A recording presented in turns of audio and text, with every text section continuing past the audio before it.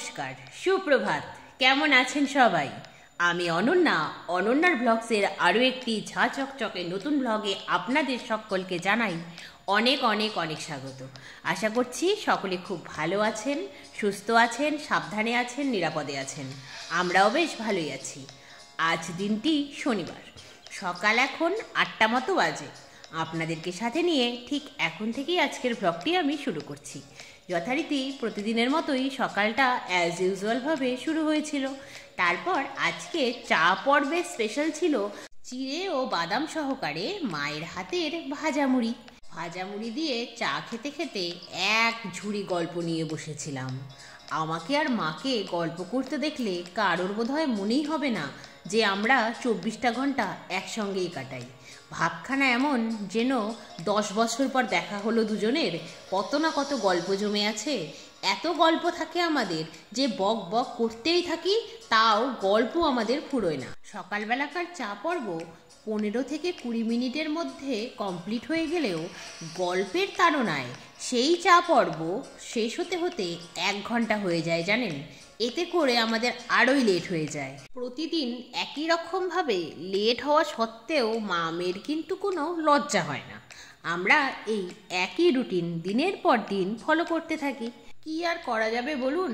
আমি আর মা তো জ্ঞান পাপী, জেনে শুনেও যে পাপ করে তাদেরকে কি আর পাপের রাস্তা থেকে ফিরিয়ে আনা সম্ভব বলুন? তারপরে যথারীতি চা পর্ব মিটিয়ে চায়ের বাসনগুলো মেজে ফেললাম। তারপর ঘরে গিয়ে বেডটাকে গোছালাম আর আসবাবপত্রগুলো এক এক করে মুছে ক্লিন করে নিলাম। তারপরে কি মনে হতেই চট করে আইডিয়া এলো মাথায়, দিমাগ কি বাত্তি জ্বলে গেল। মাকে বললাম আজকে আমি সকাল সকাল স্নান করে নেব। মা বলল বাবা, সূর্য কোন দিকে? আমি বললাম আজকে সূর্যের দারুণ তাপ, সূর্য কোন দিকে বলোই না, একটু সময় ছাদে গিয়ে দাঁড়ালেই ফিল করতে পারবে সূর্যের তাপে পিঠটা পুরো পুড়ে যাচ্ছে। এই রকম তাপ 2-1 দিন দিলেই শীতকাল ভোঁভা বলে পালিয়ে যাবে। মা শুনে হেসে বলল ভালোই হলো, আমার মেয়ের সুমতি হয়েছে, যা বাবা তুই স্নানটা সেরেই আয়। মাথায় যখন যা ভূত চাপে আর কি, তখন তো সেটা আমায় করতেই হবে। স্নানে তো গেলাম খুশি খুশি, কিন্তু স্নান সেরে এসে এসে কি কাঁপুনি, কি ঠান্ডা। রোদের তাপ আছে এটা সত্যি কথাই, কিন্তু যা উত্তরে বাতাসের প্রকোপ আর যা ঠান্ডা। উত্তরবঙ্গে থাকি না, ভীষণ ঠান্ডা জানেন তো, বিরক্তিকর। স্নানটাও সারা হলো, গায়ে এক গাদি সোয়েটার চাদর চাপিয়ে ছুটতে গেলাম ছাদে। ছাদে গিয়ে কিছুক্ষণ দাঁড়াতেই সূর্য দেবতার আশীর্বাদে গাটা গরম হয়ে গেল, মনটাও খুশি হয়ে গেল। আর ভাবলাম দাঁড়িয়েই আছি, গতকালের আধা ভিজে থাকা জামা কাপড়গুলো টুক করে রোদে দিয়ে দিই। আমি মনে যেমনটা ভাবি কাজে ঠিক তেমনটাই করি, সেই জন্য করলামও তাই। তারপর কিছুক্ষণ দাঁড়ালাম আর নিচ থেকে মায়ের হাঁক ডাক শোনা গেল যে গিয়েছিস যখন ছাদে তখন শিব ঠাকুরকে পুজো দেব, সেই মতো যে 2-3টে কুন্দ ফুল পাবি তুলে আনবি। আমি মায়ের বাধ্য মেয়ে বলুন, ঠিক তাই করলাম যেমনটা মা বললো আর কি। কুন্দ ফুল তুলে নিচে এসেই বড় বড় বিস্ফারিত নয়নে তাকিয়ে দেখলাম শান্তনা দিদি সময়ের আগেই চলে এসেছে। এসেই বলছে তোমাদের এখনো রান্না বান্নায় শুরু হলো না? আমি মায়ের দিকে আর মা আমার দিকে তাকিয়ে প্রমাদ গুনলাম। ছাদে দাঁড়িয়ে আর সূর্যের তাপ বিলাস করার সময় নেই, এখন যত তাড়াতাড়ি সম্ভব রান্না বান্নাটা কমপ্লিট করতে হবে। সেই মতোই চলে এলাম এক ছুট্টে রান্নাঘরে। ও বাবা, রান্নাঘরে এসে দেখছি অনেক রান্নার আয়োজন। সত্যিই তো আজ না শনিবার, শনিবার মানেই তো নিরামিষ, আর নিরামিষ মানেই তো গুচ্ছের রান্না বান্না।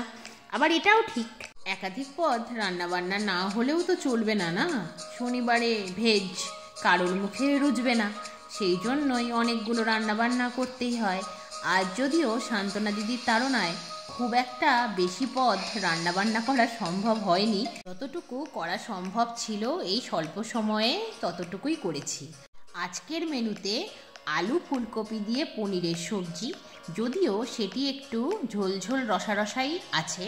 তার সাথে বেগুন ও বড়ি সহযোগে পালং শাকের ঘন্ট, উচ্ছে বেগুন ভাজা, আর নুন হলুদ মিষ্টি চালের গুঁড়ো মাখিয়ে মচমচে বেগুন ভাজা। ব্যাস এইটুকুই। আজকে আর ডাল করিনি। একেই তো আমার ডাল পছন্দ নয়, তার মধ্যে ডাল করতে গেলে প্রথমে ডালটিকে সিদ্ধ করো, তারপরে জল দিয়ে নুন হলুদ দিয়ে সেটাকে ফুটিয়ে নাও, তারপরে ডাল অনুযায়ী তার মধ্যে আবার ফোড়ন দাও। বাবা কত ঝক্কি বলুন তো, সেই জন্যই ডালটা করিনি। এইটুকু দিয়ে যদি আজকের শনিবারটা পার হয়ে যায় মন্দ কি। মাও বলল এতটুকুই থাক, আমিও বললাম যাক বাবা শান্তি। যথারীতি রান্নাবান্নার পাট তো মিটলো, তারপরে গ্যাস রান্নাঘর সব ক্লিন হলো। তারপর যথারীতি যে জামা কাপড়গুলো সকালে রোদে দিয়েছিলাম সেগুলোকে তুলে নিয়ে গিয়েছিলাম, যখন ভিজে জামা কাপড়গুলো মেলে দিলাম। অন্যদিনের মতোই ছাদে দাঁড়িয়ে জামা কাপড়গুলো আর ভাঁজ করতে পারিনি, কারণ তখনও বেগুন ভাজা হওয়া বাকি রয়ে গিয়েছিল। সেই জন্যই যথারীতি নিচে গিয়ে জামা কাপড়গুলো ভাঁজ করলাম যখন রান্না বান্না কমপ্লিট হলো। তারপরে জামা কাপড়গুলো ভাঁজ করে রেখে যথারীতি মা মেয়েতে মিলে লাঞ্চটা সেরে ফেললাম। লাঞ্চ কমপ্লিট হয়ে যাওয়ার পরে একটু ছাদে এসে বসলাম। প্রথমে ভেবেছিলাম গল্পের বই পড়ব, তারপরে ভাবলাম না বাবা, সকাল থেকে ছুটোছুটি করে ক্লান্ত হয়ে গিয়েছি, তাই গায়ের চাদরটি গায়ে জড়িয়ে একটু শুয়ে রেস্ট নিয়ে নিলাম। তারপরে একটু শরীরটা আরাম পেতেই যথারীতি উঠে বসলাম গল্পের বইটা নিয়ে। বেশ কয়েকটা দিন ধরে গল্পের বই পড়ার ভীষণ নেশা হয়েছে। আমি জেনারেলি দেখতে গেলে জোরে জোরে পড়তে পারি না। যদি জোরে জোরে পড়ি তাহলে আবার যা গল্প সেটা মাথাতেই ঢোকে না। আস্তে আস্তে পড়ার অভ্যেস থাকলে যা হয় আর কি। কিছুক্ষণের মধ্যেই মা ছাদে এসে যখন বসে, আমি যদি গল্পের বইতে মুখ গুজে বসে থাকি তাহলে মা ভীষণ বোর হয়ে যায়। তাই একটা দুটো গল্প জোরে জোরে পড়ে মাকে আবার শোনাই, কিন্তু সেই গল্পগুলো আবার আমার মগজে ঢোকে না।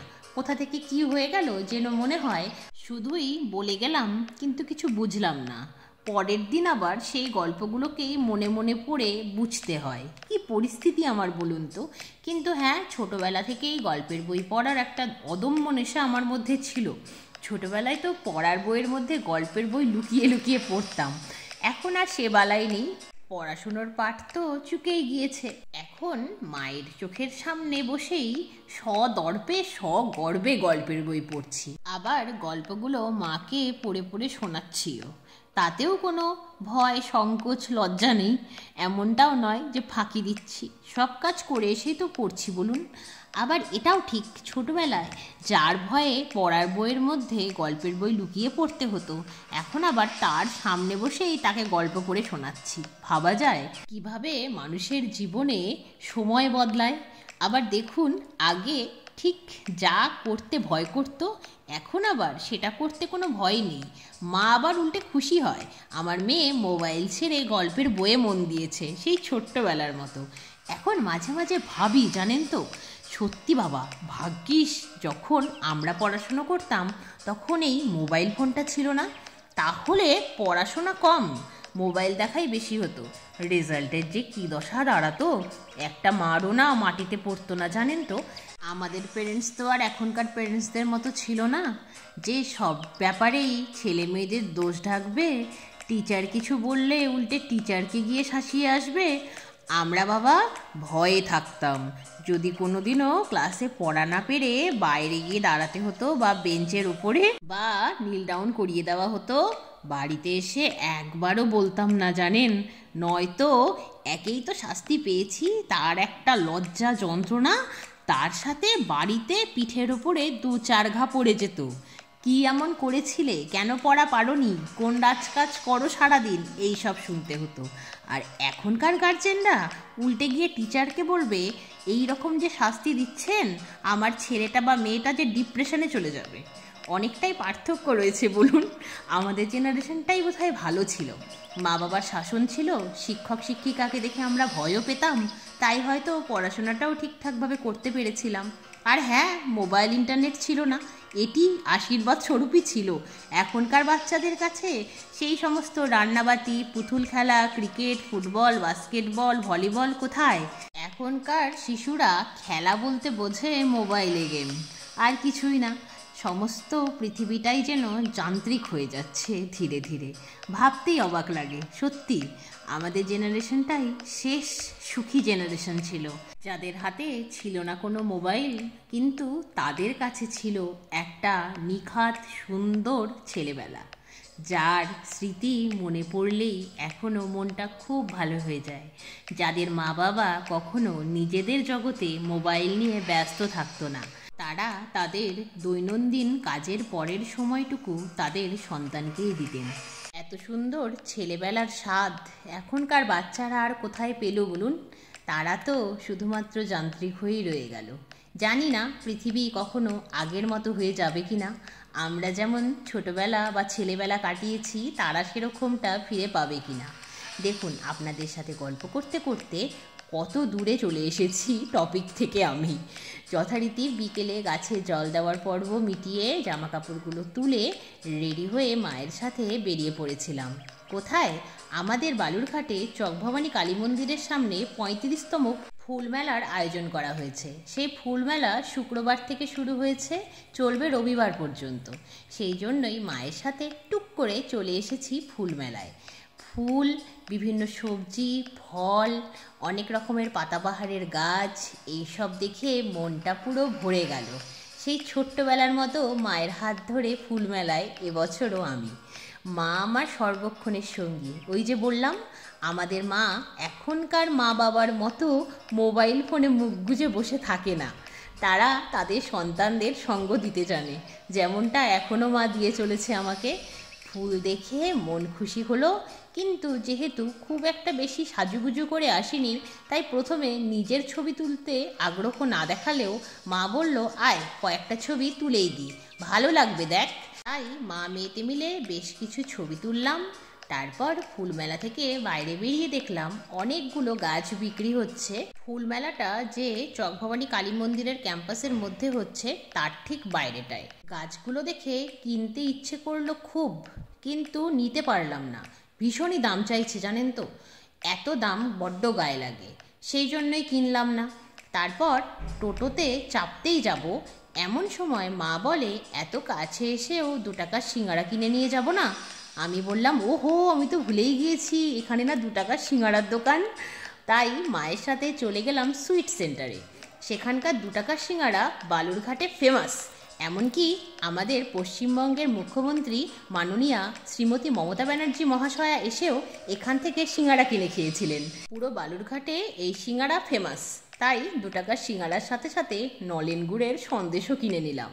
তারপর টোটোতে চড়ে বাড়িতে ফিরে এলাম।